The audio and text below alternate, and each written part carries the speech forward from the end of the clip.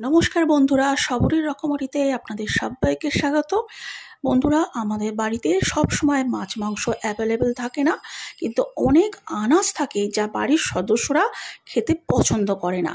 তা সেই রকমই কিছু বাড়তি সবজি দিয়েই আজকে আমি একটি অত্যন্ত সুস্বাদু রেসিপি বানিয়ে দেখাবো আপনাদের জন্য, যা খেতে অত্যন্ত চমৎকার। গরম ভাতের সাথে অনায়াসেই খাওয়া চলতে পারে যে কোনো নিরামিষ দিনে। তো চলুন বন্ধুরা, আজকে সেই রকমই রেসিপি আপনাদের বানিয়ে দেখাই। আর রেসিপিটি ভালো লেগে থাকলে অবশ্যই একটা লাইক দেওয়া। আজকে রেসিপিটা বানানোর জন্য কুমড়ো আমি এভাবে স্লাইস করে কেটে নিয়েছি। একটু মোটা মোটা করে কেটে নিলেই ভালো হয়। এদিকে গ্যাসে একটা পাত্র বসিয়ে আমি কিছুটা সর্ষে তেলের মধ্যে দিয়ে গরম করে নেব। এই তেলের মধ্যে স্লাইস করে কেটে রাখা কুমড়োর টুকরোগুলো দিয়ে দেব। কুমড়োর টুকরোগুলো দিয়ে ভালো করে ভেজে নিতে হবে। একটু সোনালি রং ধরে আসা পর্যন্ত ভাজতে হবে, তবে বেশি লালচে করে ভাজার দরকার নেই। এর মধ্যে ওপর থেকে ছড়িয়ে দিলাম কিছুটা নুন আর কিছুটা হলুদের গুঁড়ো। এবার নুন আর হলুদের গুঁড়ো কুমড়োগুলোর সাথে ভালো করে মিক্সড করে দিতে হবে। প্রথমে এক পিঠ ভাজা হলে উল্টিয়ে দিয়ে অপর পিঠটাকেও ভেজে নিতে হবে, যাতে দুটো পিঠই কুমড়ো ভালোভাবে ভাজা হয় আর কুমড়োটা ভালো নরমও হবে। তবে খুব বেশি ভেজে পুড়িয়ে ফেলার কোনো প্রয়োজন নেই। এদিকে একটা মিক্সি জারে নিয়ে নেব হলুদ সর্ষে 2 চামচ আর নেব পোস্ত 1 চামচ। এবার সর্ষে পোস্তর সাথে সামান্য নুন মিশিয়ে দিয়ে এটাকে ভালো করে একটু মিক্সিতে গুঁড়ো করে নিতে হবে। গুঁড়ো করার পর ঠিক দেখুন এই রকম হবে। এবার এই সর্ষে পোস্ত গুঁড়োর সাথে মিশিয়ে দিতে হবে একটা কাঁচা লঙ্কা, দিতে হবে টমেটো। এখানে একটা টমেটো 4 টুকরো করে কেটে নিয়েছিলাম। এবার এর মধ্যে দিয়ে দিতে হবে সামান্য জল দিয়ে একটা পেস্ট বানিয়ে নিতে হবে। এদিকে কুমড়োটা বেশ ভাজা হয়ে এসেছে, এক পিঠ ভাজা হয়ে গেছে। উল্টে দিয়ে অপর পিঠটাকেও ভাজতে দিতে হবে। দেখুন ঠিক এইভাবে হালকা হালকা সোনালি রং ধরবে সেই পর্যন্তই ভাজতে হবে। তা কুমড়োগুলো আমি খোসা ছাড়িয়ে কেটে নিয়েছিলাম। আমার ফ্রিজে কিছুটা কুমড়ো এক্সট্রা বেঁচে ছিল, যেই কুমড়োটা সবাই খেতে চাইছিল না সেই জন্য বেঁচে গেছিলো।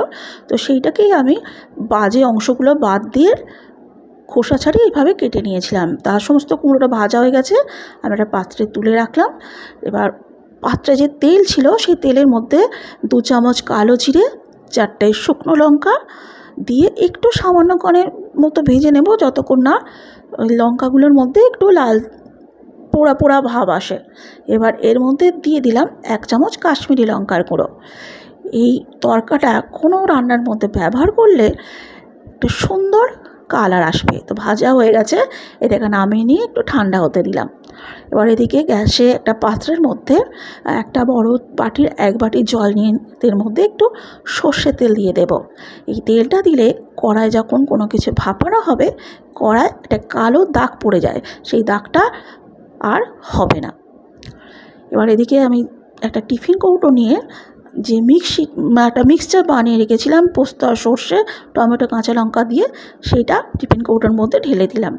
এবার এর মধ্যে দিলাম 1 চামচ হলুদ গুঁড়ো, 1 চামচ লাল লঙ্কার গুঁড়ো, দিয়ে দিতে হবে স্বাদ মতো নুন। তবে আগে যেহেতু পোস্তর সাথে নুন মিশিয়েছিলাম সেই জন্য নুনটা একটু বুঝে দেওয়াই ভালো। আর এর মধ্যে একটু মিষ্টির স্বাদ হবে এই রেসিপিটায়, একটু সামান্য চিনি দিয়ে দিলাম। দিয়ে সমস্ত উপকরণগুলো চামচের সাহায্যে খুব ভালোভাবে মিশিয়ে দিতে হবে। এবার যে কুমড়োগুলো ভেজে রেখেছিলাম সেই কুমড়োগুলো এই মিক্সচারের সাথে অ্যাড করে দিলাম।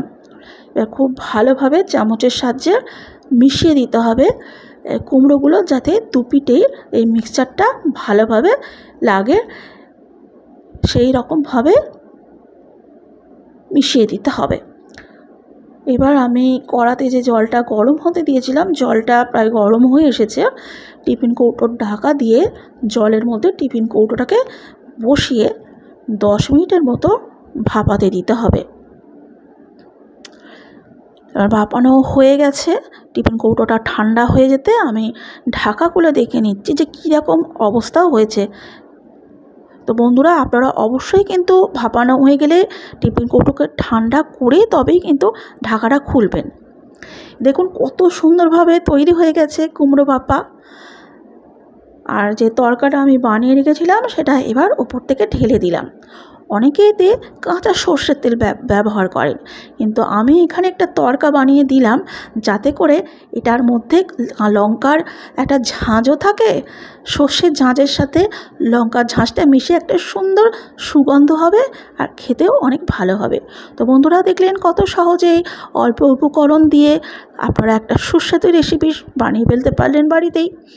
তো আমার রেসিপিটা তৈরি হয়ে গেছে, যেহেতু আমি পাত্রে সার্ভ করে দিচ্ছি।